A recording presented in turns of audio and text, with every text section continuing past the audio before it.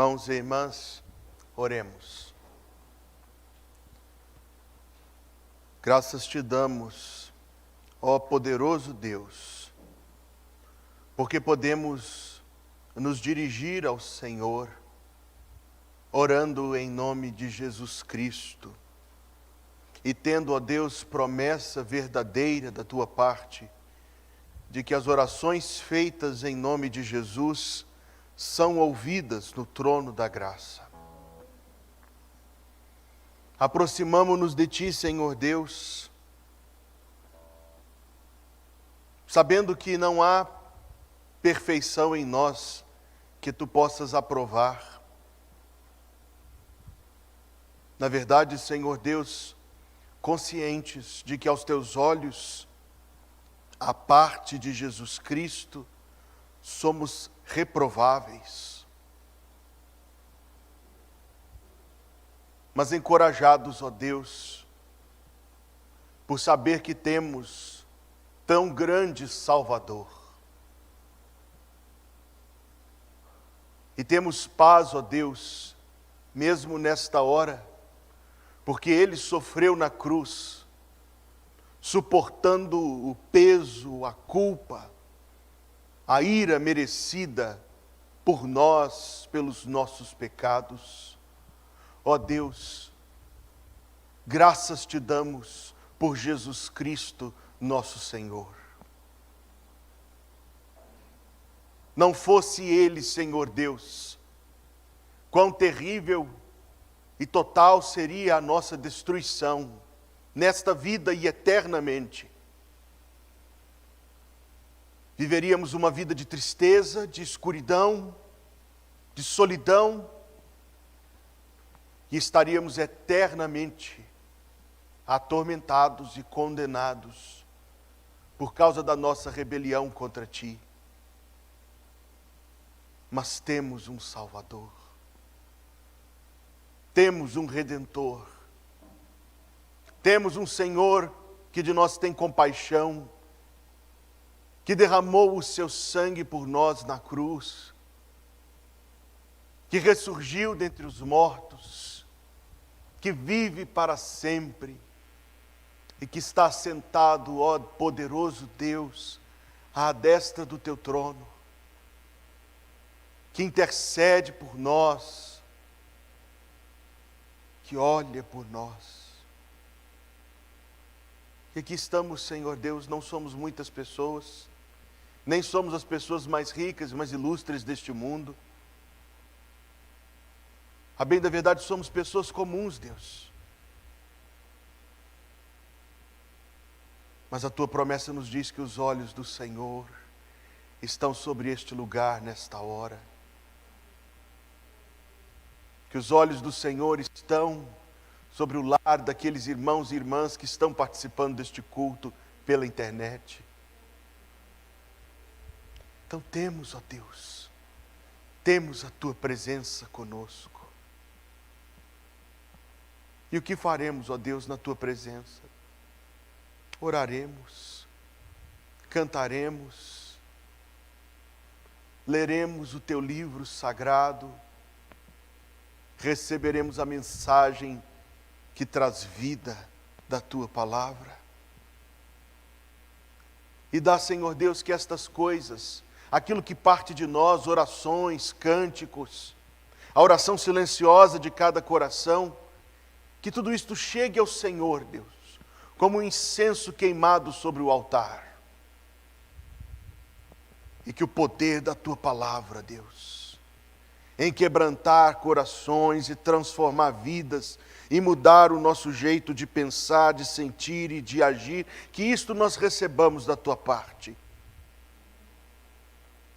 E que ao passarmos estes minutos aqui juntos, Senhor Deus, ao final deste culto, cada um de nós possa testemunhar que o Senhor respondeu esta oração que estamos fazendo no começo deste culto. Ao deixarmos este lugar com o coração cheio do Teu Espírito Santo, e com a nossa vida cheia da Tua presença, Deus, transbordando de alegria da salvação e dirigidos pelo Senhor quanto a como devemos viver para Te honrar neste mundo. Sê compassivo para conosco, perdoa-nos os pecados, toca, Senhor Deus, cada um de nós, e que possamos provar e ver que o Senhor é bom. Adoramos-Te, ó Deus, e Te louvamos, em nome do Senhor Jesus Cristo e para a glória dEle. Amém.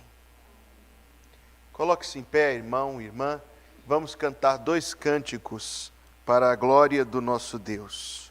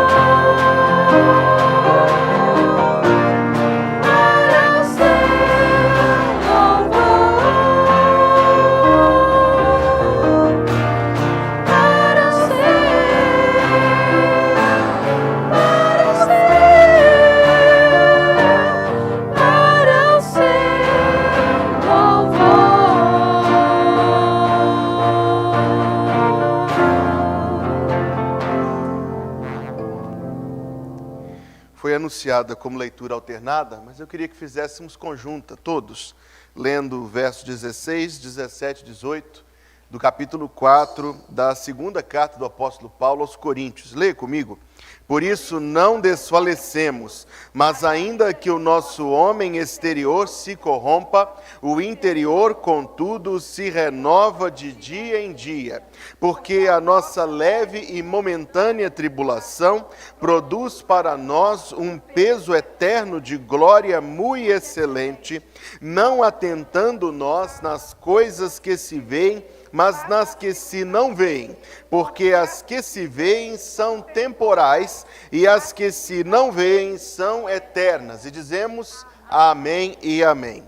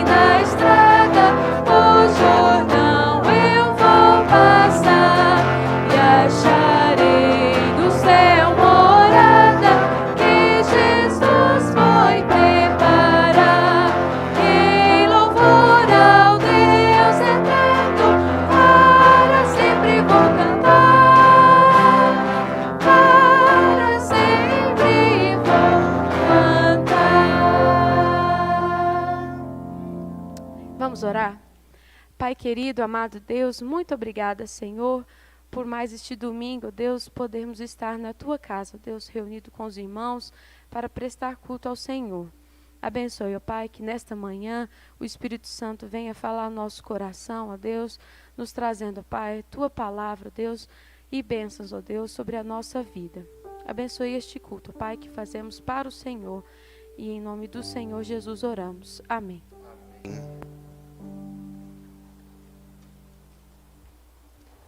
Você pode se assentar e abrir a sua Bíblia.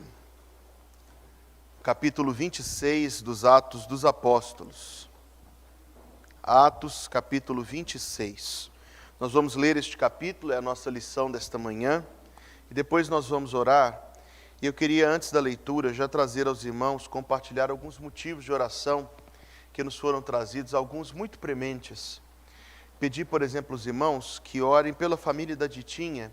A Dita perdeu hoje, despediu-se hoje da sua cunhada Ruth, irmã do seu esposo. Ela era crente, graças a Deus, e já vinha com a saúde bastante debilitada há muito tempo, e faleceu ontem, perdão. Conversei com a Dita agorinha pela manhã, e ela pede que nós nos lembremos desta família que se despediu da Ruth. E também lembrar do Oséias, irmão da Reninha, grande amigo da nossa igreja. A sua esposa despediu-se do pai anteontem. O irmão Daniel, também crente em Cristo Jesus, é pai da Laurides, a esposa do Oséias. E nós já mandamos uma palavra em nome da igreja, de condolência, uma saudação, mas pedimos, irmãos, que se lembrem de orar por essas pessoas que estão experimentando esta dor, uma dor tão aguda. E também, irmãos, alguns pedidos de intercessão por pessoas enfermas. Nós vamos orar por elas. Continuar orando pela recuperação do irmão Alberto.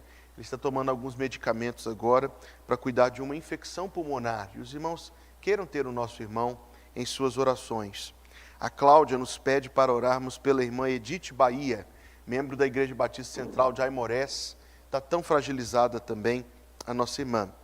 Lembrem-se da mãe da Lúcia, a dona Penha, que conseguiu uma vaga na Santa Casa, mas encontra-se também em estado de saúde delicado. Além disso, a Edivane compartilha conosco 2 pedidos. Um por uma irmã da Igreja Batista do bairro Tupi, chamada Luzia, e outro pelo pai do irmão Everton, lá da Igreja do Cerro, também muito amigos nossos. O pai dele está internado no CTI em Diamantina. Também pedimos aos irmãos que orem pela irmã Lilian, lá de Brasília, pessoa muito querida que está com Covid, o Paulo Duarte, que a igreja tem orado por ele nas suas lutas e necessidades, e também pela Cátia, irmã da Ana Amélia. No culto de quarta-feira nós estávamos orando por eles, infelizmente o seu marido faleceu e ela está muito abalada, irmãos. Por isso, pede oração, a Ana Amélia pede oração pela irmã, pelos pais que estão atravessando essa dificuldade juntos. Além disso, nos lembrarmos dos irmãos que estão em viagem, né? Alguns irmãos pegaram o feriado para ir para outros lugares, por isso a gente está sentindo falta de algumas pessoas aqui entre nós. Nós vamos nos lembrar deles em oração, que Deus os tenha guardado na ida, na estada e também no retorno de volta a Belo Horizonte. Pois bem, Atos capítulo 26 é o texto da nossa lição nesta manhã, e depois dessa leitura nós vamos orar mais uma vez.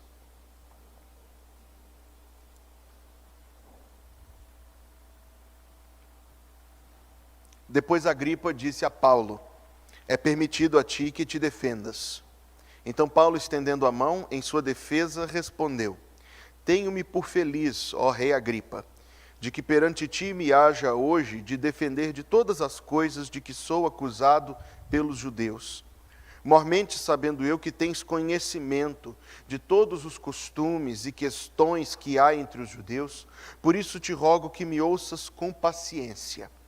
Quanto à minha vida desde a mocidade, como decorreu desde o princípio, entre os da minha nação em Jerusalém, todos os judeus a conhecem, sabendo de mim desde o princípio, se o quiserem testificar, que conforme a mais severa seita da nossa religião, vivi fariseu. E agora, pela esperança da promessa que por Deus foi feita a nossos pais, estou aqui e sou julgado, a qual as nossas 12 tribos esperam chegar, servindo a Deus continuamente, noite e dia, por esta esperança, ó rei Agripa, eu sou acusado pelos judeus. Pois que julga-se coisa incrível entre vós, que Deus ressuscite os mortos? Bem tinha eu imaginado que contra o nome de Jesus Nazareno, devia eu praticar muitos atos, o que também fiz em Jerusalém. E havendo recebido autorização dos principais sacerdotes, encerrei muitos dos santos nas prisões, e quando os matavam, eu dava o meu voto contra eles. E castigando-os muitas vezes, por todas as sinagogas, os obriguei a blasfemar. E enfurecido demasiadamente contra eles, até nas cidades estranhas os persegui. Sobre o que indo então a Damasco, com poder e comissão dos principais sacerdotes, ao meio-dia, ó rei, vi no caminho uma luz do céu, que excedia o esplendor do sol, cuja claridade me envolveu a mim e aos que iam comigo. E caindo nós todos por terra, ouvi uma voz que me falava, e em língua hebraica dizia: Saulo, Saulo, por que me persegues? Dura coisa te é recalcitrar contra os aguilhões. E disse eu: quem és, Senhor? E ele respondeu: eu sou Jesus, a quem tu persegues. Mas levanta-te, põe-te sobre os teus pés, porque te apareci por isso, para te pôr por ministro e testemunha, tanto das coisas que tens visto, como daquelas pelas quais te aparecerei ainda, livrando-te deste povo e dos gentios, a quem agora te envio, para lhes abrires os olhos, e das trevas os converteres à luz, e do poder de Satanás a Deus, a fim de que recebam a remissão de pecados e herança entre os que são santificados pela fé em mim. Por isso, ó rei Agripa, não fui desobediente à visão celestial, Antes, anunciei primeiramente aos que estão em Damasco e em Jerusalém e por toda a terra da Judéia e aos gentios que se arrependessem e se convertessem a Deus, fazendo obras dignas de arrependimento. Por causa disto, os judeus me lançaram mão de mim no templo e procuram matar-me, mas alcançando o socorro de Deus, ainda até ao dia de hoje permaneço, dando testemunho tanto a pequenos como a grandes, não dizendo nada mais do que o que os profetas e Moisés disseram que devia acontecer, isto é, que o Cristo devia padecer, e sendo o primeiro da ressurreição dentre os mortos, devia anunciar a luz a este povo e aos gentios. E dizendo ele isto em sua defesa, disse Festo em alta voz: estás louco, Paulo? As muitas letras te fazem delirar. Mas ele disse: não deliro, ó potentíssimo Festo.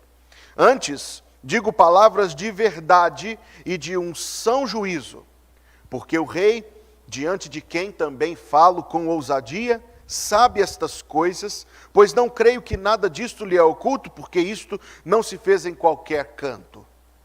Crês tu nos profetas, ó rei Agripa? Bem sei que crês. E disse Agripa a Paulo: por pouco me persuades a me fazer cristão.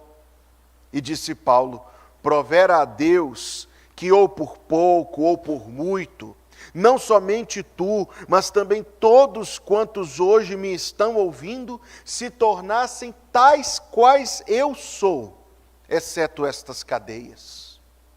E dizendo ele isto, levantou-se o rei, o presidente e Berenice e os que com ele estavam assentados, e apartando-se dali falavam uns com os outros, dizendo: este homem nada fez digno de morte ou de prisões. E Agripa disse a Festo: não podia soltar-se este homem, se não houver apelado para César. E o povo de Deus diz: amém e amém. Oremos mais uma vez. Ó Deus, nosso gracioso Pai Celestial, se não comermos, o nosso corpo morre. E se não comermos do maná espiritual, deste pão que é a Tua palavra, nossa alma, Senhor Deus, ficará à míngua, e nós ficaremos fracos. Se nós, Deus, não nos alimentarmos do Teu pão e da Tua palavra, nós não daremos conta, Senhor, de ter forças para a vida, nem para a vida mais tranquila. Quanto menos força teremos para tempos de desafios como estes que estamos vivendo. Sim, Deus, é desta palavra que nós precisamos. Porque o Senhor Jesus disse: o meu pão é fazer a vontade daquele que me enviou. E nós somos servos do Senhor Jesus. E nós somos alunos do Senhor Jesus. Por isso, Deus, buscamos o Senhor. Buscamos o Senhor, Deus, pedindo que Teu Espírito, ó Deus, o bendito Espírito do Senhor, trabalhe sobre a mente e o coração. Nós somos, Senhor, tão facilmente distraídos. Tolices nos tiram, Senhor Deus, do foco. Nosso coração, Senhor Deus, é tão infantil, que o vento, um soprinho de vento, joga ele para lá e para cá.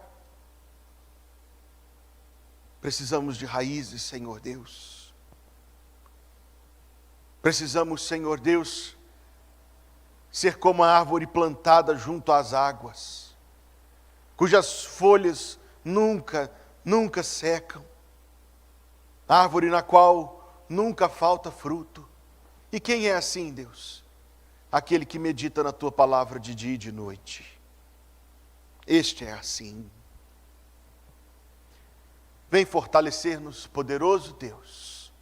Gracioso Pai Celestial, vem abençoar-nos, nós pedimos, em nome de Jesus Cristo. E vem, Senhor Deus, fazer esta mesma obra no coração de cada pessoa que está participando deste culto, no coração, Senhor Deus, de cada pessoa que compõe esta igreja, para que a igreja do Senhor aqui seja uma igreja firme, Senhor Deus, e poderosa no Espírito Santo. Pedimos, Senhor Deus, que assim a tua igreja aqui faça bem onde está, Deus, e aquelas pessoas a quem ela pode servir e alcançar. E assim, Deus, todas as tuas igrejas neste país, aquelas que são fiéis, Deus, sim, aquelas que pregam o Evangelho, grandes ou pequenas, ricas ou pobres, estas que são igrejas fiéis, em grandes construções ou em salõezinhos alugados, não importa, desde que a boa mão do Senhor esteja sobre o teu povo, Deus. E assim em todo lugar o teu povo possa servir e alcançar aqueles ao seu entorno. E nós possamos, ó Deus, ver em resposta às orações do teu povo aqui e em todo lugar, bênção sobre esta terra. Porque essa terra, Deus, está cheia de gente, mas quantos não te conhecem? E quantos são aqueles que desprezam o conhecimento de Deus? Quantos são aqueles, ó Deus, que zombam de ti? Quantos são aqueles, ó Deus, que mentem dizendo que tu não existes? São tantos, Senhor Deus. Vivemos tempos desafiadores. E não é por causa da pandemia, não, Senhor. Ela veio depois. Antes, Senhor Deus, as coisas já estavam deste jeito. E nós pedimos a misericórdia do Senhor. Pedimos, ó Deus, a misericórdia do Senhor sobre esta pandemia. Pedindo, Deus, que tu queiras que ela termine, em nome de Jesus Cristo, nós pedimos. Pedindo, Senhor Deus, a cura dos que estão enfermos, segundo a tua vontade, conforto daqueles que estão enlutados, mas sobretudo, Deus, a urgência em pedir a salvação daqueles que não conhecem o Senhor, e sua vida na terra está terminando. Tem misericórdia, Deus. Abençoa, Senhor Deus, o nosso país, sim, nosso país que vai fazer aniversário amanhã, mas que continua uma terra, Senhor Deus, cheia de coisas que o Senhor não pode abençoar. Tem misericórdia, Deus.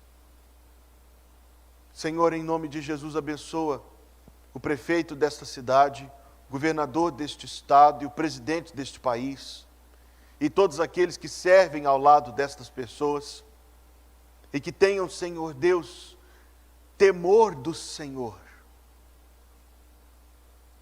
compaixão deste povo, sabedoria, porque Deus, a tua palavra diz que é o Senhor quem determina o curso dos rios, e assim como o Senhor faz o rio ir para a direita e para a esquerda, é o Senhor quem inclina o coração do rei, é o que a tua palavra diz. Então pedimos, ó Deus, em nome de Jesus, que tu queiras abençoar este grande país que é o Brasil,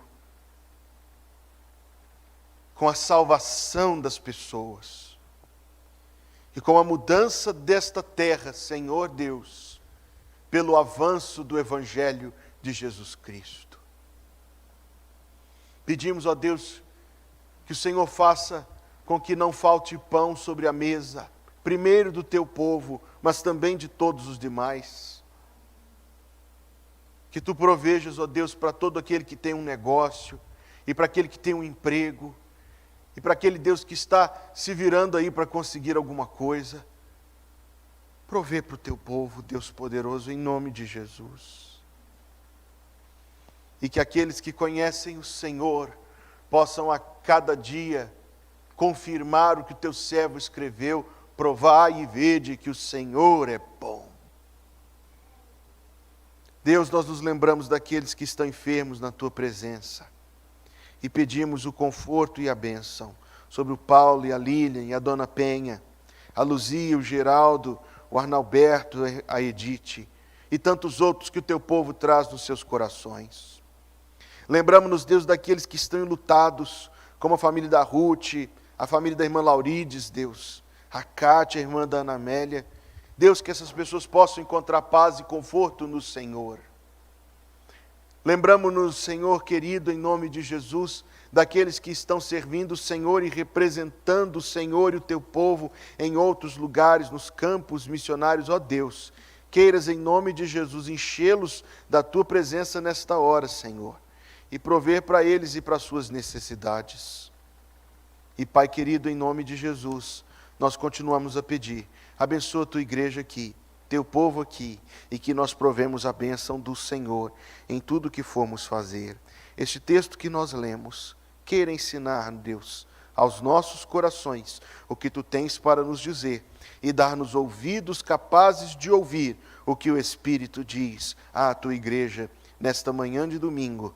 Nós oramos em nome de Jesus. Amém.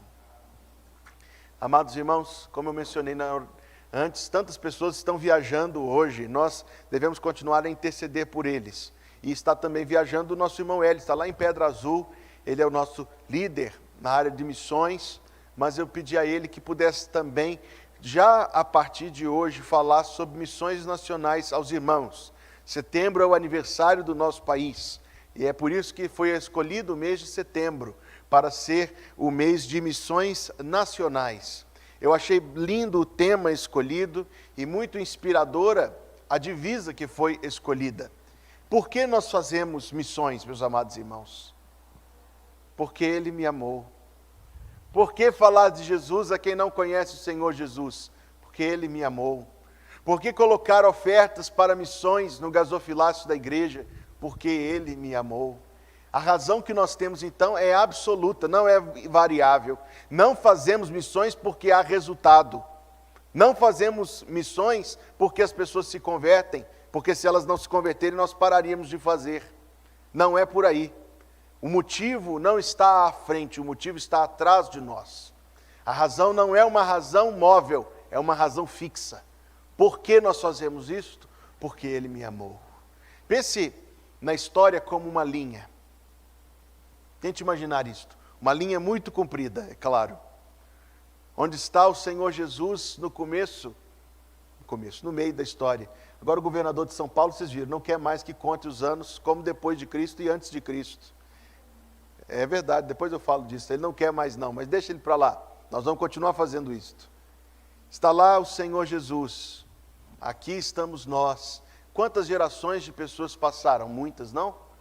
Gente que nós nem sabemos, mas que fez algo para que o Evangelho fosse preservado e trazido até nós. Quando não havia crentes nesse país, foram aqueles corajosos, jovens irmãos que deixaram as suas famílias, que se despediram dos seus pais pela última vez para nunca mais vê-los, que vieram para o nosso país para pregar o Evangelho de Jesus, e é por isso que Ele chegou até nós. Mas muitos virão depois de nós. E nós devemos fazer por eles o que foi feito por nós. E nós devemos hoje fazer com que o Evangelho avance. Por quê? Porque Ele me amou. Vamos dizer esse tema juntos? Porque Ele me amou. Mais uma vez, porque Ele me amou. E vamos dizer esta divisa: nós amamos porque Ele nos amou primeiro. De novo, nós amamos porque Ele nos amou primeiro. Amém. Irmãos, eu queria dar as boas-vindas a todos que estão aqui presentes. Obrigado a cada um por ter vindo e aqueles que estão participando do culto pela internet. Nós temos aqui tantas pessoas queridas participando do culto. Deixa eu mencionar o irmão Toninho, a irmã Lindalva, o irmão Vantuil, a Reninha e a Hélida, lá de Esmeraldas, Hélio Matos e Rosário, Gine e Arnalberto, Natan e Soninha, a irmã Luísa lá do Equador, sempre presente conosco. Deus le bendiga, hermana, muitas gracias. Nós temos a irmã Jardilene e a irmã Maria Isabel, o pastor Elias, a irmã Marlene, a Anita, querida Anita, nossa amiga muito querida, diz: bom dia e graça e paz a todos. Anita, Breno, Helena, Alba e vovô Afonso, já estamos aqui, obrigado, Deus os abençoe. Priscila, Ricardo, Maria Inês, Eliette, Lúcia e acho que mencionei todos os que escreveram aqui. Se você está aí no YouTube e puder curtir este vídeo, nós seremos a você muito agradecidos. E se não o fez, mas desejar, inscreva-se neste canal. Deixa eu dar aos irmãos alguns avisos. Irmãos queridos, há quanto tempo nós não celebramos a ceia do Senhor? 6 meses. 6 meses. É muito. Então, no domingo que vem, nós celebraremos a ceia do Senhor. E vamos tomar muitos cuidados para que isso possa acontecer. Um dos cuidados que será tomado é que os irmãos que participarem receberão os elementos da ceia como se fosse num copinho de água mineral, 2 compartimentos com tampa selada. No primeiro vem o pão já partido, já compramos da empresa assim, e no segundo vem o cálice também com uma tampinha destacável. Isto fará com que os irmãos possam participar sem preocupações com relação ao manuseio dos elementos. Serão distribuídos pelos diáconos da igreja, que estarão paramentados, não somente com as roupas sociais, mas também com os cuidados de higiene, como máscara, luva, etc., para que os irmãos possam receber os elementos da ceia. Aqueles irmãos que sentem ainda que não estão aptos a vir, nós pensamos numa possibilidade para vocês. Vocês podem vir, por exemplo, de carro e assistir o culto em seus veículos, aqui na Rua Gardênia, e serão servidos dentro do veículo. Ou podem entrar aqui nas salas do prédio, assistir no seu celular também, e serão servidos como se estivessem participando aqui com um delay de poucos segundos. Esta é a melhor solução que nós podemos encontrar para que nós possamos comer o pão, beber o cálice e fazer isto em memória do Senhor. E nós então, que mais eu poderia dizer sobre isto? É que será tudo tratado com todo cuidado. Nós queremos ter este inspirador momento. Também no domingo que vem, no culto da manhã, nós vamos receber o Levi como membro da igreja pelo batismo. E em seguida, depois do batismo, teremos a ceia do Senhor. Domingo passado foi festa, não foi, irmãos? Domingo que vem também será. E hoje também é. Porque o Senhor está vivo e este é o motivo de tudo que nós fazemos. Então, domingo que vem, no culto da manhã, batismo e ceia do Senhor. Se você não se sente apto a vir, permita eu lhe encorajar desta forma, se assim for seguro para você. Venha de carro aqui na Rua Gardênia, assista o culto e na hora da ceia você receberá o elemento, como eu disse, selado, com uma tampa, para você poder receber. Temos certeza que será muito bom. Também nós nos alegramos esta semana com a irmã Adriana, que está lá em Pedra Azul, lá onde é bem fresquinho e bem mais frio que aqui em Belo Horizonte. E ela está lá e vai passar o seu aniversário lá no dia 12 de setembro. Mas a Adriana que está com a gente aí, Deus abençoe, irmão. Você é muito especial para nós. Deus abençoe a sua vida.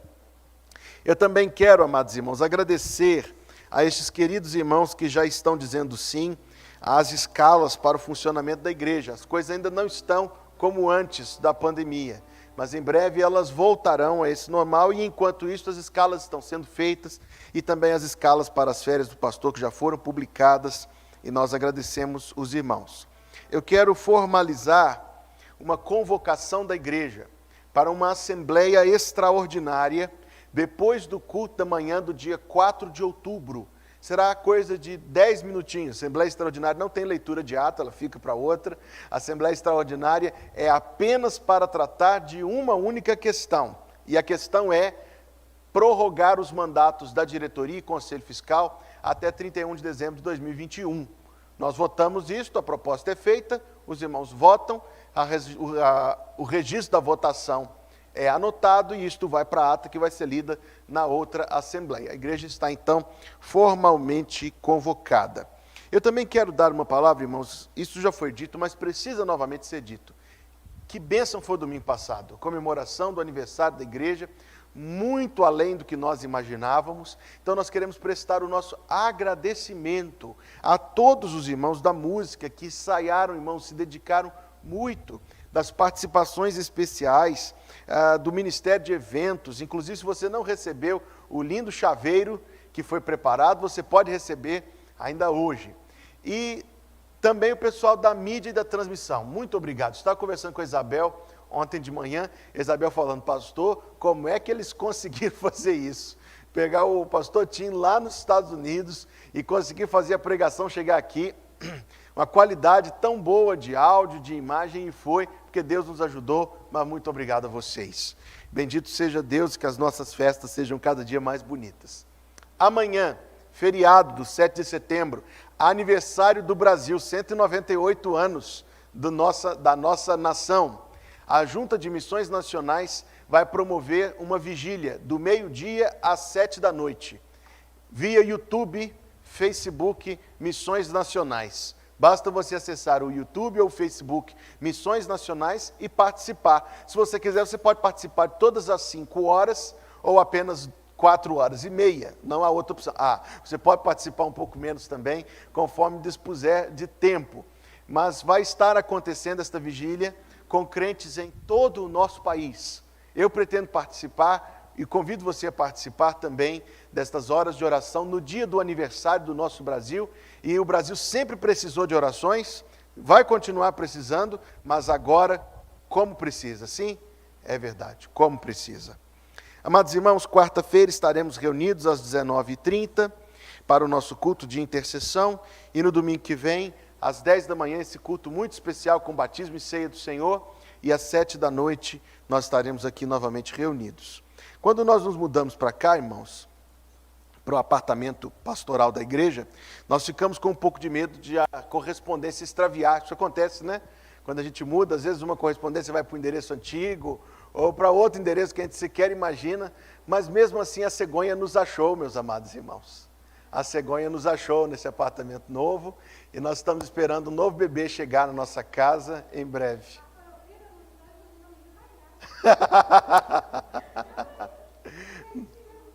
Nós nos alegramos com os irmãos, pedimos irmãos que orem por nós, sempre agradecendo a igreja que é verdadeiramente uma família unida no amor do Senhor. Vamos servir a Deus, vontade de rir, vamos servir a Deus, é por causa do susto dela, isso. Vamos servir a Deus com o nosso dízimo e com a nossa oferta. Em pé vamos cantar este hino, e enquanto cantamos, até que Ele venha, você pode trazer ao gasofilácio aquilo que pertence ao Senhor.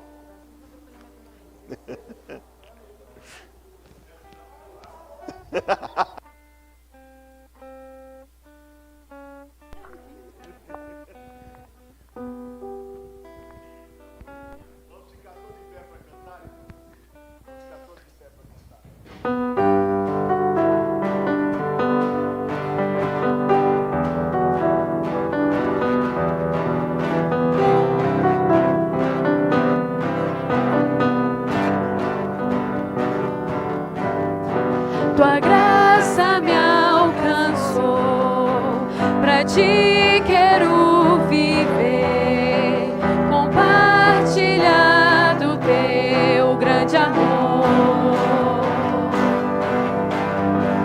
O que podemos ser na vida de alguém depende tão somente de nós. Se eu não for, quem irá? Se eu não estender as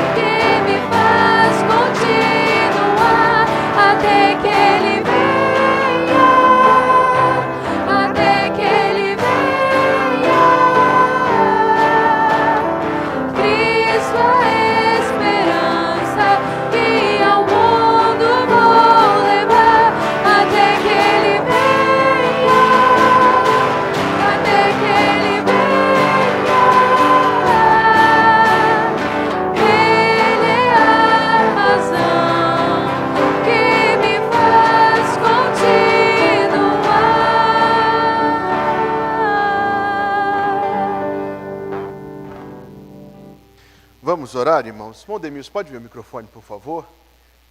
Sim? Orar e pedir a Deus também pela vida da Adriana, que faz aniversário esta semana.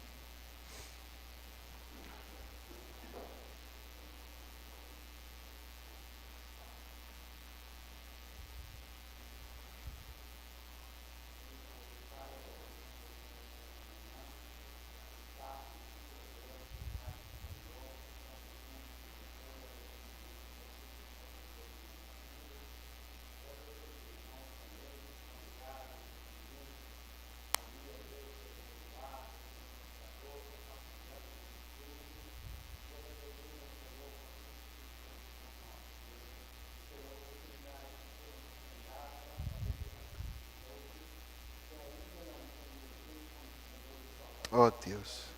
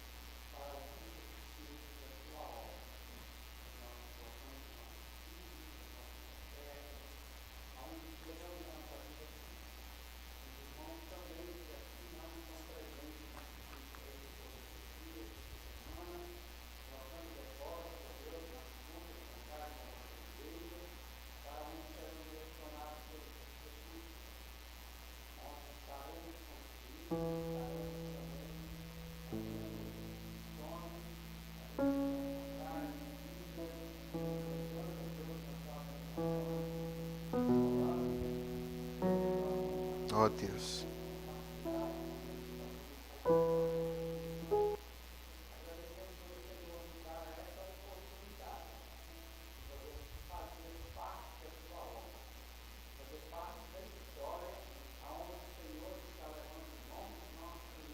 Amém.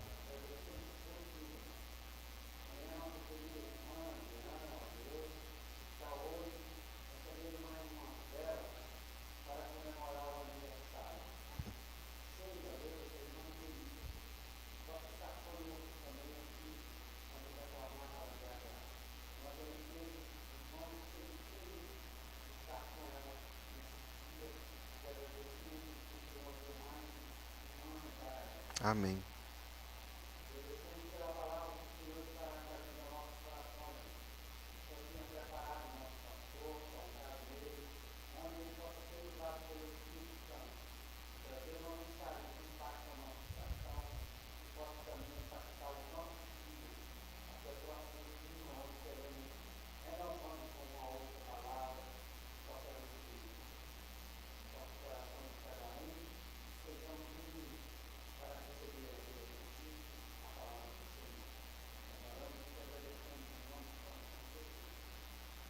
Amém. Obrigado, irmão.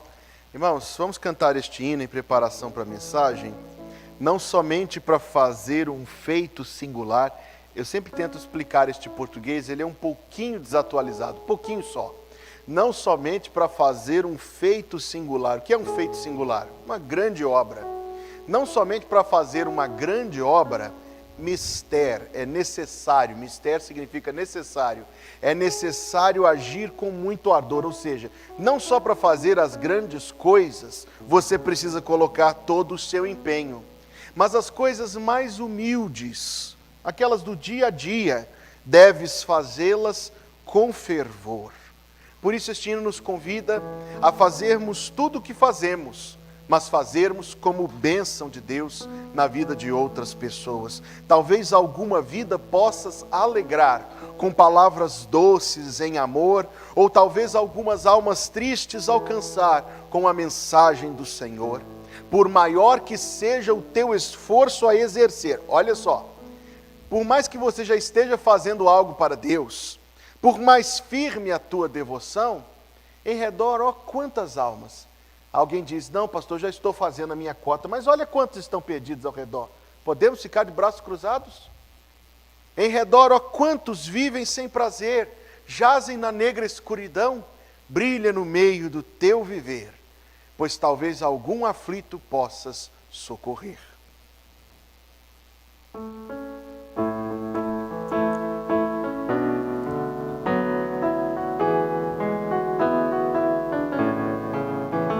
Não somente para fazer um feito singular, é mister agir com muita dor, mas as coisas mais humildes por executar, deves fazê-las com fervor.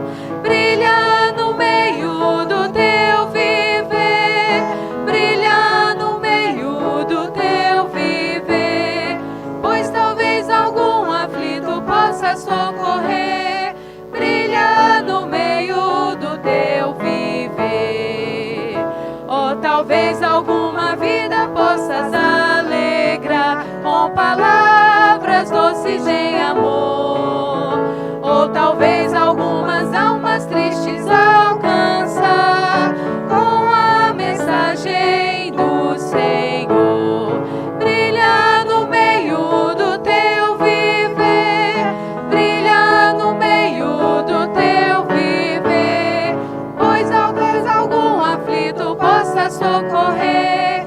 Brilha no meio do teu viver, por maior que seja teu esforço a exercer, pois mais firme é tua devoção. Em redor a quantas almas vivem sem prazer, sargem na negra escuridão. Brilha no meio do teu viver, brilha no meio do teu viver, pois talvez algum aflito possa socorrer. Brilha no meio do teu viver. Você pode se assentar. Abramos novamente nossa cópia da Bíblia, da palavra inspirada, inerrante e infalível de Deus. O livro que você tem em sua mão não contém erro nenhum. Perfeitamente dado por Deus lá do céu e preservado por Deus ao longo dos séculos, para chegar ao encontro de alguém como você, como eu, para o bem das nossas almas e para a glória de Deus na nossa vida. Amém? Esta é a palavra de Deus. O texto já foi lido, é Atos capítulo 26. Eu não sei, e eu não quero tanger aqui nenhuma questão política, não é este o meu objetivo, mas eu não sei se você já manuseou arma de fogo. Eu já. Mas deixa eu dar contexto. Foi o que me quiseram, um parente quis me ensinar a como mirar. E eu descobri que é difícil. Existe um ricochete, né, João? Ela dá para trás assim, e aquilo treme a sua mão, e o que você achou que você ia acertar, você não vai acertar.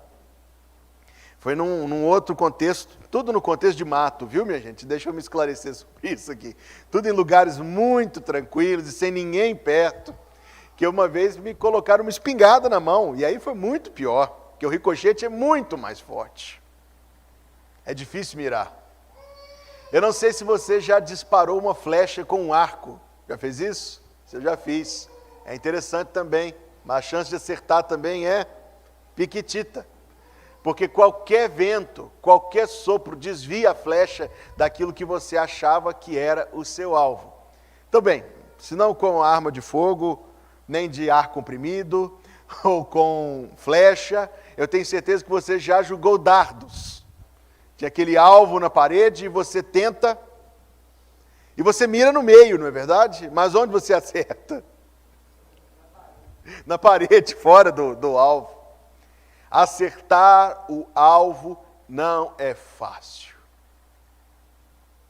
Especialmente se as condições não forem favoráveis. Acertar um alvo é difícil, mas acertar um alvo em movimento é ainda mais difícil. Acertar um alvo com a vista turvada é ainda mais difícil. Acertar o alvo que você não enxerga bem é impossível. Você sabe que a palavra bíblica para pecado é errar o alvo, não sabe disto? A palavra grega, hamartia, significa errar o alvo. E eu falei sobre isso há 2 domingos atrás, domingo passado quem trouxe a mensagem foi o pastor Tim. Eu comecei a falar sobre um crente que acerta o alvo. Mas desde o início eu quero dizer isso aos irmãos, acertar o alvo não é fácil. Especialmente se a visão não for clara. Então nós queremos usar esses 2 conceitos, essas 2 verdades, que são verdades em coisas pequenas da vida, como um jogo de dardos, mas também são verdade nas grandes coisas da vida. Você não será um crente que acerta o alvo, se não tiver uma visão esclarecida. E é exatamente isto que o texto que nós lemos fala para nós. Fala sobre uma visão correta de si mesmo, fala sobre uma visão correta de Deus, e fala sobre uma visão correta do porquê você ocupa lugar neste mundo durante um curto período de tempo. Uma visão correta da vida. Então veja comigo, primeiro, uma visão correta de si mesmo. Porque na outra mensagem, eu disse aos irmãos que existe uma intenção na Bíblia em frisar o fato de que, embora Paulo estivesse sendo julgado, este era o 5º tribunal perante o qual ele comparecia, ninguém conseguia achar crime nele. É tremendo isto.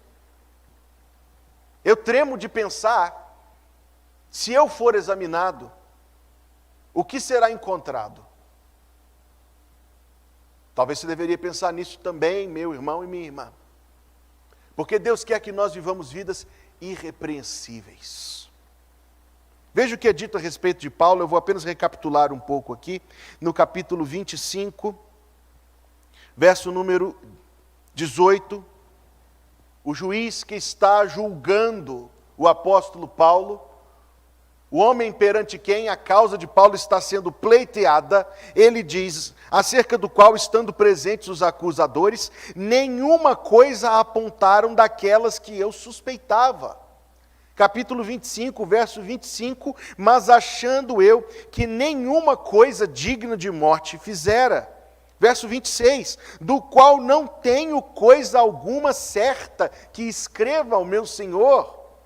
Verso 27, porque me parece contra a razão enviar um preso e não notificar contra ele as acusações. Capítulo 26, verso 31, e apartando-se dali, falavam uns com os outros, dizendo, este homem nada fez digno de morte ou de prisões. E Agripa disse a Festo, bem podia soltar-se este homem, se não houver apelado para César. O que eu disse na última vez que estive neste púlpito aos irmãos foi, Deus quer que nós vivamos vidas irrepreensíveis. O fato de que nós somos salvos, graças a Deus somos salvos, Deus não vai anular a nossa salvação, Deus não vai revogar o nome escrito no livro da vida, Deus não vai apagar, bendito seja o seu nome.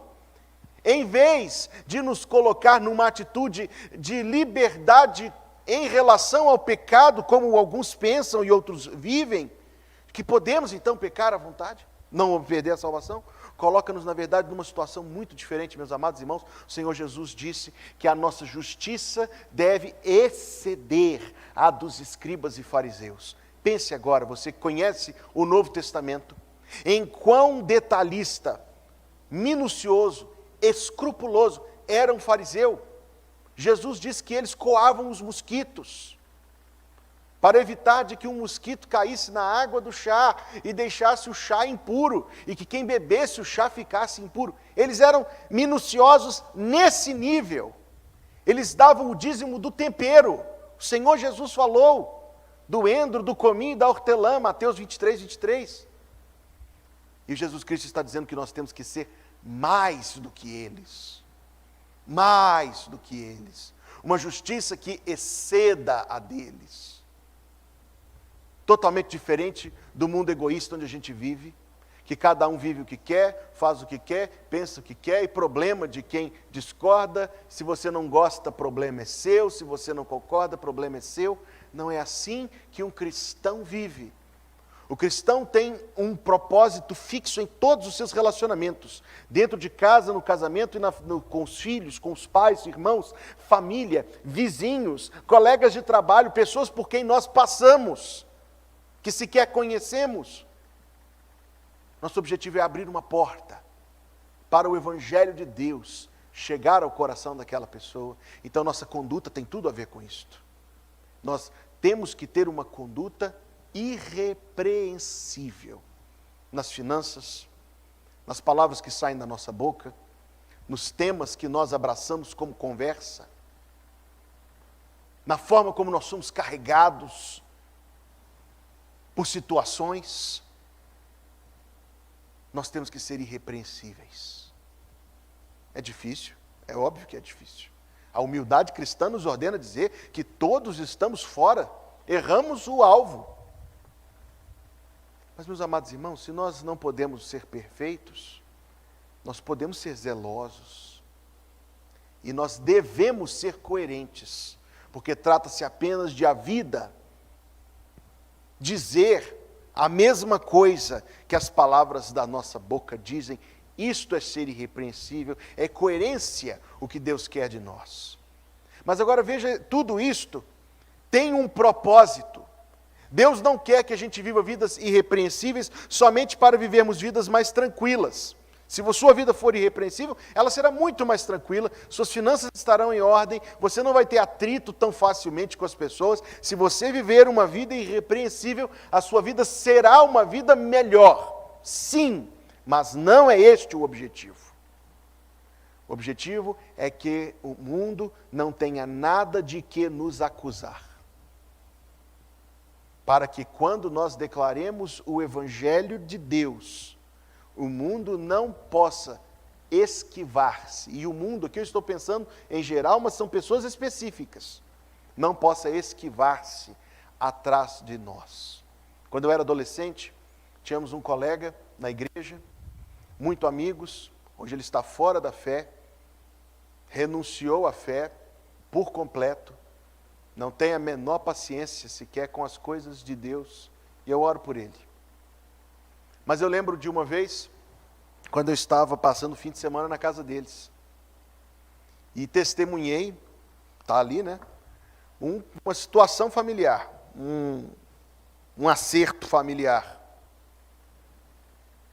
E o pai fez certa cobrança ao filho, e o filho respondeu ao pai: eu nunca te vi lendo a Bíblia, o que você está me falando?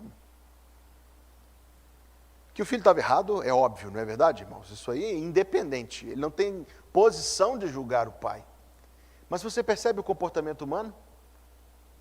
Se nós formos irrepreensíveis, não tem o que servir de escudo, não tem atrás do que se esconder, não tem como desviar,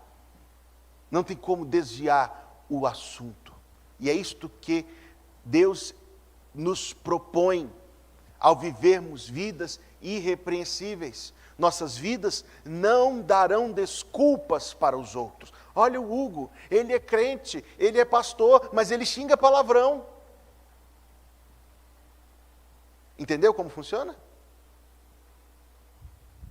E é assim que uma vida irrepreensível funciona. Ela acerta o alvo, porque ela não deixa brechas, como este homem de Deus aqui. Agora, amados, deixa eu dizer isso de novo. Nós perfeitos já não somos, eu não sou, e não estou aqui diante dos irmãos para dizer que sou ou não sou. Não sou mesmo. Mas zelosos a gente pode ser. Coerentes a gente deve ser. E é exatamente isto que eu retomo ao voltar aqui ao capítulo 26, porque você encontra um homem falando de si mesmo. Para acertar o alvo, tem que ter uma visão clara, e ele acerta o alvo, porque ele tem uma visão clara dele mesmo. E esse talvez seja um dos problemas, um dos maiores problemas do mundo no qual nós vivemos. As pessoas não se conhecem. Tem milhões de vídeos no YouTube, milhões de contas no Twitter, milhões de redes sociais, milhões de livros nas livrarias, todos eles prontos, de braços estendidos, para te dizer quem você é. Ou, na verdade, para te moldar, para ser alguém segundo o mundo no qual nós vivemos. Pense assim, sinta assim, haja assim, creia assim. Uma pessoa por quem eu oro muito, que também não crê em Jesus e até hoje rejeita o Evangelho, descobriu recentemente um novo sistema de pensamento. Um desses que o mundo conhece. Não vou entrar no mérito de qual. Mas eu disse a ele não gostou, mas eu disse a ele, é bom, todo mundo tem que ter uma religião. É uma religião. É um sistema de religião. Com ideias religiosas, crenças sobre as pessoas, e que diz a ele, você é isto, e ele se apega a isto. Este é um dos problemas do nosso mundo. As pessoas não sabem quem são, e elas estão procurando saber. Elas estão procurando saber, mas elas não sabem quem são. E ideias que são extraídas lá dos poços mais profundos do inferno, estão sendo derramadas sobre as pessoas, para que elas digam que são isto, que são aquilo, que nasceram desse jeito, que Deus as fez assim. Sempre contrariando os princípios, as verdades da palavra de Deus. Deixa eu dizer mais sobre isto. Porque existe um desequilíbrio na forma como nós nos comportamos em relação a nós mesmos. Veja como se trata exatamente disso. Como se trata de um erro de ajuste, um desajuste, uma coisa bagunçada. Porque, por um lado, isso talvez esteja presente em todas as pessoas, ou em quase todas, existe um amor por nós exagerado. Uma defesa dos nossos próprios interesses. Uma busca pela nossa própria vontade e prazeres. E o ser humano é um servo de si mesmo. Ou como Charles Spurgeon escreveu sobre isso, se você admira muito você adora pouco a Deus. Nós queremos ter para nós, isso é uma forma de idolatria. Nós queremos lutar por nossos próprios interesses e defender-nos, e defender a nossa honra. Quantas são as pessoas que são as seguintes, se confrontadas, são especialistas em fabricar desculpas. Não, eu fiz isso por causa daquilo. Eu fiz isso por causa do que você disse. Eu fiz isso por causa do que aconteceu. Incapazes de tomar a culpa. Incapazes de tomar a culpa. Isto é quando nós fazemos, o ser humano faz demais de si. Mas isso é só uma parte do problema. A outra parte do problema é que nós fazemos de menos de nós. Não nos damos valor. Não nos tratamos como criatura divina. Pensamos de nós mesmos que nós somos animais, que a passagem de milhões de anos nos fez ter polegares, espinha ereta, capacidade de falar. Se você parar para pensar um minuto, eu sempre falo disso, mas sempre tem que falar, porque este vírus está sempre atacando o corpo de Cristo. Esta é a ideia mais absurda que alguém jamais pensou. Você pensar que uma criatura primitiva consiga virar outra coisa por si só é absurdo. É absurdo, meus amados irmãos, é absurdo. E que a passagem de milhões de anos tenha feito de uma criatura que não sabia sequer onde estava e se existia ou não existia, um engenheiro, um poeta e Beethoven. Não faz sentido. Não pode ser. Mas nós fazemos de mais e de menos de nós. Está entendendo isto? Nós fazemos de mais e de menos de nós. Fazemos de menos. As pessoas hoje expõem o seu corpo para todo lugar e para qualquer um. As pessoas se menosprezam, se descaracterizam, se desfiguram. Então o ser humano faz de si ao mesmo tempo de mais e ao mesmo tempo de menos. Onde isso está no texto? É uma boa pergunta. Na atitude de Paulo. A sua atitude humilde, a sua atitude serena enquanto era julgado.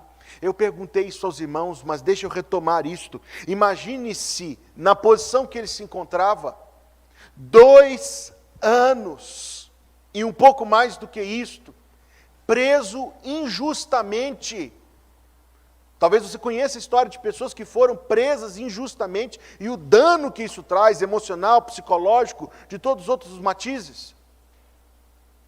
E não somente isto, porque se Paulo estivesse preso por 2 anos, injustamente, num dos presídios aqui de Ribeirão das Neves, comparado com uma prisão romana, aquilo é um hotel. Mas ele sai com espírito sereno. Nós, quando acusados, somos prontos a nos defender. Saímos do eixo. Agigantamo-nos, enfurecemo-nos. Mas um crente que acerta o alvo permaneceu sereno. Mesmo quando era a sua reputação que estava em jogo. Mesmo quando era a sua liberdade. Mesmo quando era a sua condição de vida. O ser humano que faz demais de si, não age assim. Quem faz demais de si, perde o eixo. Perde a estribeira. Mas o crente que acerta o alvo é sereno. O Senhor Jesus falou, bem-aventurados os mansos. Mateus 5, verso 5. Por quê? Quem se lembra? Porque eles herdarão a terra. E o que é manso? Manso é quem não trabalha, é sossegado, folgado, tranquilo, descansado. Manso é quem vê a vida passar. A mansidão da qual Jesus Cristo fala é um tipo específico de confiança em Deus. É a confiança em Deus em ataques pessoais. E a pessoa não revida. Toma um tapa no rosto. E o que a gente faz quando a gente toma um tapa no rosto? Dá um soco. Uma dentada. O crente acerta o alvo, ele toma um tapa no rosto. E ele vira a outra face porque ele é um Zé Ninguém, porque ele é um água morna. Não. Ele vira a outra face porque ele confia na justiça de Deus. Minha é a vingança, eu retribuirei, diz o Senhor. Esta é a mansidão. A mansidão não é ser uma pessoa que não faz nada, que não sente, que não pensa. Não. Um crente é alguém que tem, se eu vou usar essa expressão, me permita, o crente é temperado com pimenta, meus amados irmãos. Ele tem sabor, ele tem convicções. É claro que tem. O que ele não tem é disposição para lutar por si. Ele luta por Cristo. Por si ele não luta. Esta é a mansidão. Esta é a mansidão do apóstolo Paulo. Ao sofrer a injustiça esmigalhante, destruidora, mas ele permanece firme, ele permanece fiel, porque, eu quero dizer isso de novo, a mansidão que Jesus Cristo falou, que é bem-aventurada, é um tipo especial de confiança. É quando nós temos de sofrer por causa do Senhor. Porque Pedro escreveu, se você está sofrendo por causa dos seus pecados, é justo que você sofra e é uma desonra ao Evangelho. Mas se você está sofrendo por causa da sua fé, e não pense que isso é só na Coreia do Norte, não pense. Há pessoas que se assentam nestes bancos aqui, que sofrem perseguição por causa da sua fé. Então não pense que isso é lá longe. A mansidão é quando alguém sofre por causa da sua fé e não se vinga, não retruca, não retribui. Por isso eu digo, é um tipo especial de confiança em Deus. Porque talvez, meus amados irmãos, nada nos abale tanto do que o conflito com aquilo que nós queremos. Nós podemos abrir mão de outras coisas, vão-se os anéis e ficam os dedos. Mas quando nós somos atacados lá dentro de nós, contra o nosso eu, meus amados irmãos, só pela fé, só pelo Espírito Santo, é que a gente consegue controlar. Paulo falou isto, eu esmurro a minha própria carne e a reduzo à servidão. E ele fala tudo isso para que ele possa glorificar a Deus. 2 anos preso, em nenhum momento Paulo procurou uma colher para cavar um buraco e sair. Em nenhum momento ele pediu uma lixa para poder serrar as barras da cela. O que Paulo fez durante 2 anos de prisão, Atos 16, 25, ele orava e cantava à meia-noite. O que Paulo fez em 2 anos de prisão? Paulo escreveu cartas para as igrejas, para que as igrejas fossem fortalecidas, ou como ele escreveu na carta aos Filipenses, sem fechar Atos, consulte comigo Filipenses, capítulo número 1.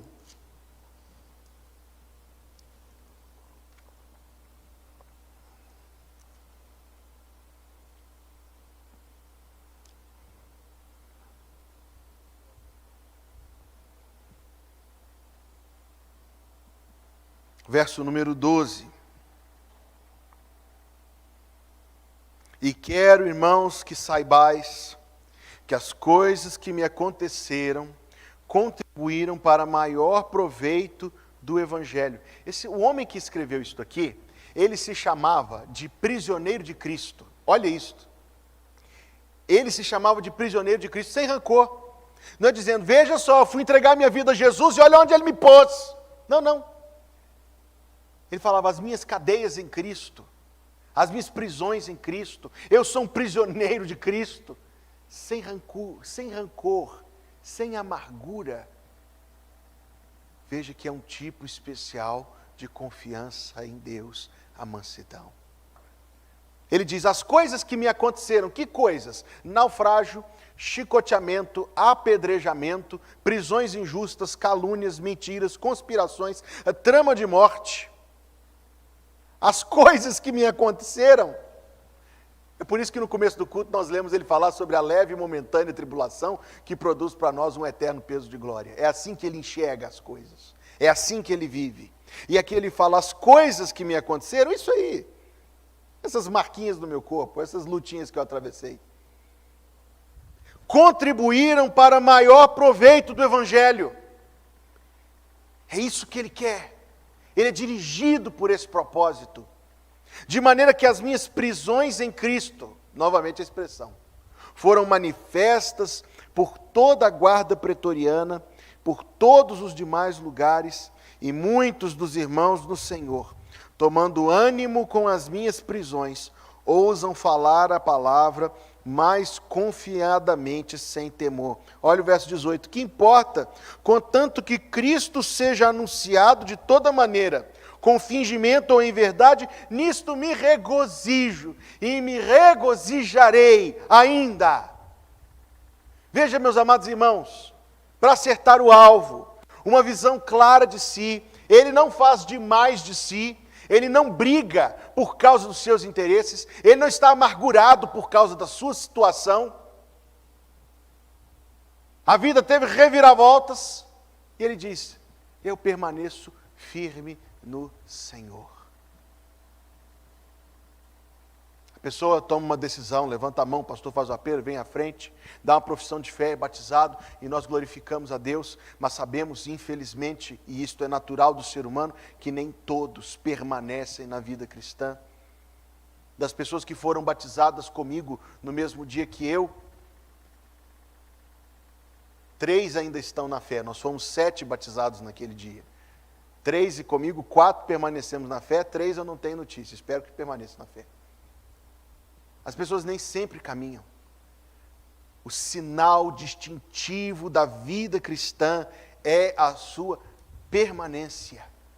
Porque tudo humano é oscilante. Nós gostamos de uma coisa hoje e desgostamos dela amanhã e também alguém. E assim é humano isto. Distintivo da vida cristã é a sua permanência.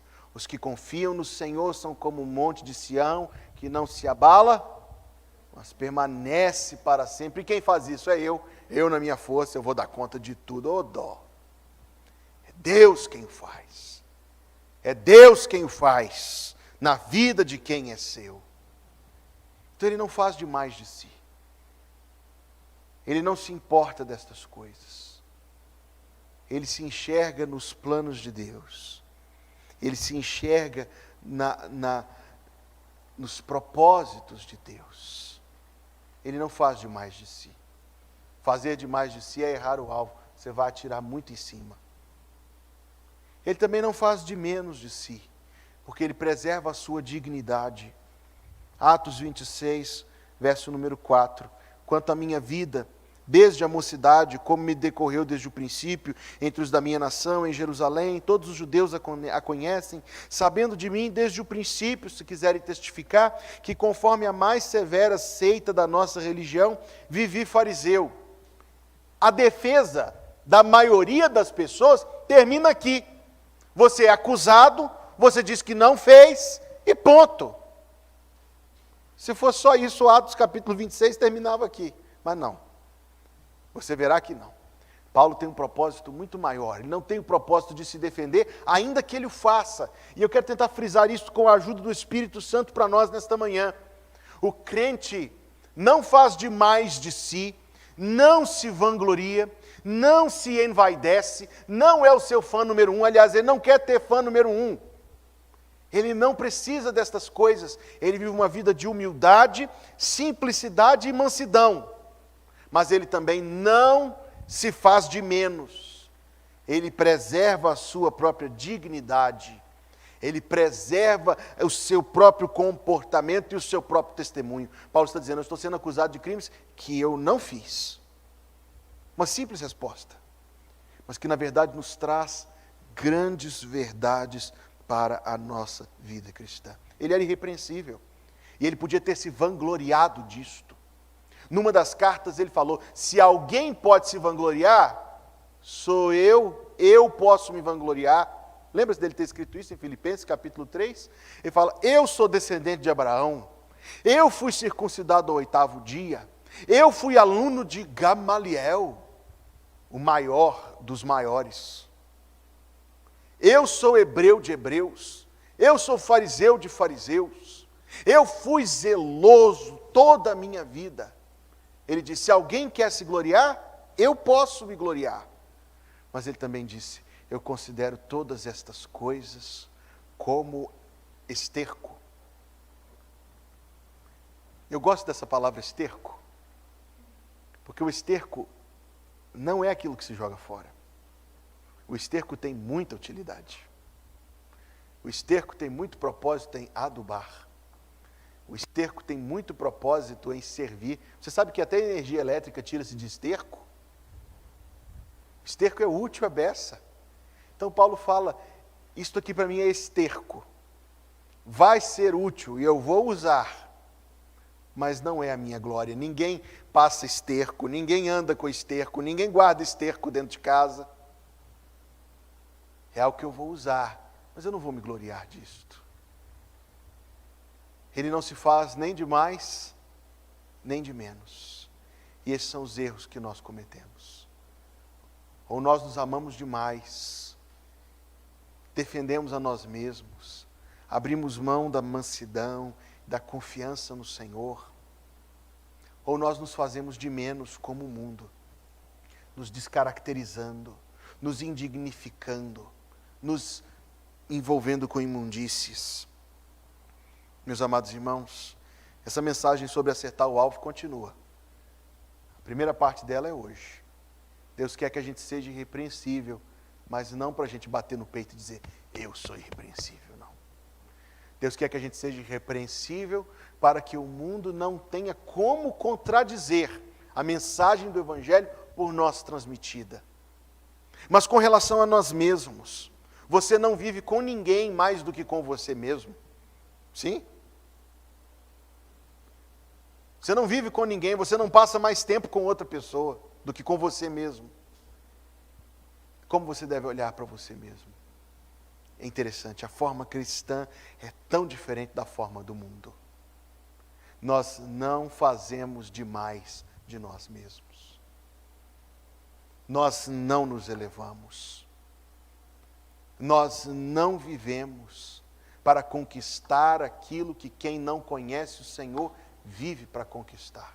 Nós temos outros alvos, mas nós também não fazemos de menos de nós. Nós lutamos pela nossa dignidade, nós lutamos pela nossa honradez, nós lutamos pela nossa correção, não por causa de nós, nunca por causa de nós, mas por causa do Senhor, cujo nome nós portamos. Cristão e cristã, meu irmão e minha irmã, você é portador do nome de Deus, sim. Quando você chegar no céu, Deus escreverá o nome dele na sua testa.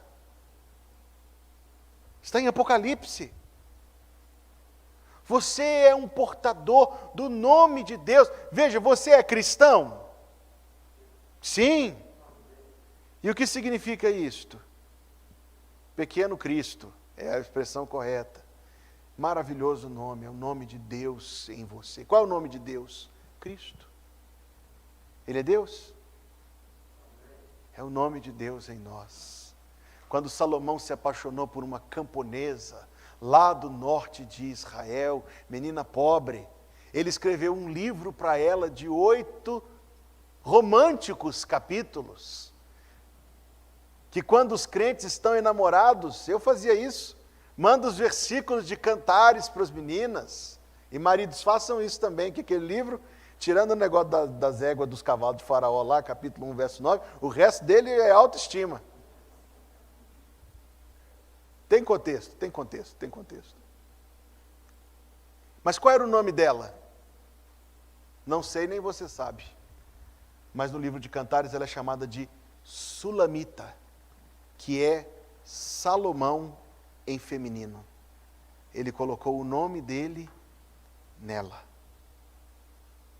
Quando Adão recebeu a sua esposa, ele saltou de alegria e disse: chamar-se-á, o primeiro poema da Bíblia, chamar-se-á varoa, porque do varão foi tomada, ele pôs o nome dele nela. É por isso que os maridos colocam o seu sobrenome na sua esposa. E é por isso que você é cristão, porque Jesus Cristo colocou o nome dele em você. Você é a noiva de Jesus Cristo. Se você é um crente, você é a noiva de Jesus Cristo. Seu nome é cristão, porque o nome dele é Cristo, e você é portador do nome dele. E isto deve ser um bom senso para nós, de quem nós somos, e portanto de como deve ser a nossa vida aqui neste mundo. Nós devemos olhar para nós mesmos, com humildade, com simplicidade e com mansidão, mas também com dignidade, pureza, irrepreensíveis. Obviamente o tempo não vai me permitir ver o resto do capítulo hoje, que pena. Hoje eu estava transbordando de Atos capítulo 26, faz parte. Mas veja aí o verso 29, para a gente concluir nesta manhã de domingo.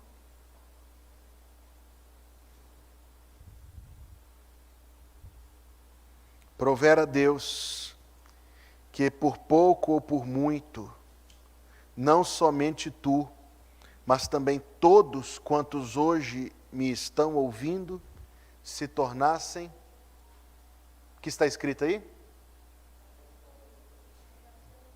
Vamos ler juntos? Verso 29. Provera Deus que ou por pouco ou por muito, não somente tu, mas também todos quantos hoje me estão ouvindo, se tornassem tais quais eu sou, exceto estas cadeias. Você tem coragem de dizer isso para alguém? Seja como eu sou. Me imite.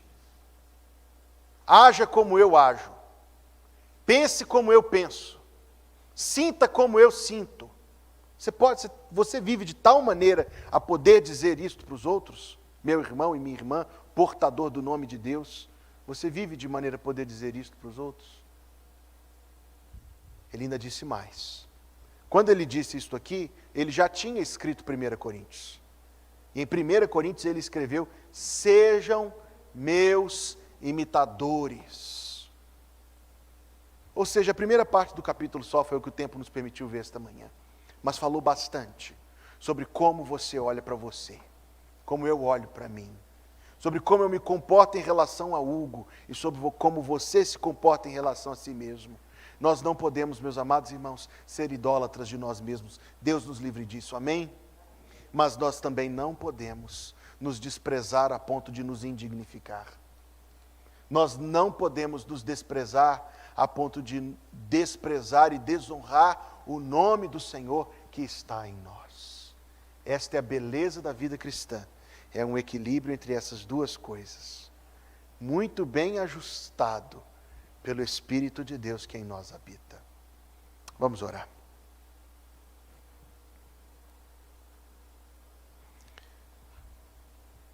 Ó poderoso Deus, preparaste para nós, Senhor, esta palavra nesta manhã de domingo. E, Senhor, que todos os que ouviram tenham o auxílio do Teu Espírito Santo para aplicar esta palavra do Senhor, cada um de nós, à nossa própria vida. Tem misericórdia de nós, Deus. Nós somos fracos. Nós, por vezes, nos confundimos. Somos ovelhas, Senhor, e com frequência, como ovelhas, nos extraviamos. Ó Pai, Pastor, Deus, tem misericórdia de nós. Dá, Senhor Deus, que todos nós saibamos seguir o exemplo do nosso Senhor Jesus e também deste grande homem que é o Teu servo, o apóstolo Paulo. Dá-nos graça, Deus, para que possamos viver com humildade neste mundo. E dá-nos graça também, Senhor Deus, para que enquanto vivendo com humildade, nós possamos também honrar o Senhor em toda a nossa conduta. Senhor Deus, que o Teu povo aqui possa alcançar muitas vidas, por viver uma vida irrepreensível. Que Teu Espírito seja o nosso ajudador, Deus. Que Ele sonde-nos o coração e os caminhos, para que nós possamos, Senhor, com toda sinceridade, abandonar caminhos maus e seguir a vereda da vida. Senhor, santifica o Teu povo. Santifica o Teu povo, de tal maneira que seja como a cidade edificada sobre o monte, o sal da terra e a luz do mundo, e que aqueles que não conhecem o Senhor, ao verem as obras dos Teus filhos e filhas, glorifiquem a Ti, ó Pai que estás nos céus. Senhor, que a Tua presença agora nos acompanhe, e que tenhamos um domingo guardado pelo Senhor em tudo o que fizermos.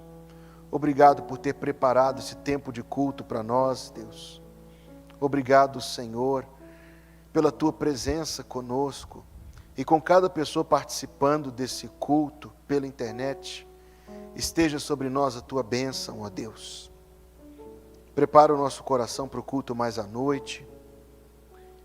E, Senhor, damos-Te graças, porque temos Jesus Cristo por nós. Em nome dEle nós oramos ao Senhor. Que a graça de nosso Senhor Jesus Cristo, o amor de Deus, o nosso Pai que está nos céus, e a comunhão do Espírito Santo esteja sobre todo crente, aqui, em todo lugar, hoje e até que Jesus Cristo venha nos buscar. Maranata, vem, Senhor Jesus. Amém. Nós queremos, irmãos, agradecer a presença de cada um, especialmente de quem está nos visitando e dos que estão nos visitando pela internet. Nós temos aí um número grande de pessoas participando do culto. Permita eu pedir de novo, se você puder, curtir este vídeo no YouTube e, se desejar, inscrever-se no nosso canal. Obrigado por estar participando do culto online. Eu não posso esconder, meus amados irmãos, estou muito animado para tomar a ceia do Senhor domingo que vem. Eu estou com uma fome especial para pãozinho de ceia e com uma sede especial para este cálice que Paulo fala que é o cálice do Senhor que nós abençoamos. Então, permita eu falar novamente sobre isso. Se você puder, domingo que vem, mesmo que não se sinta confortável a entrar, procure participar do culto da ceia do Senhor. Será sempre para a nossa bênção. Não é um sacramento, não é nenhuma dessas coisas, mas é um memorial muito importante. Bem, tenha um bom domingo e à noite nós estaremos aí de novo. O pastor vai pregar no livro do profeta Ageu e o Senhor Jesus vai estar aqui conosco também. Vá com Deus.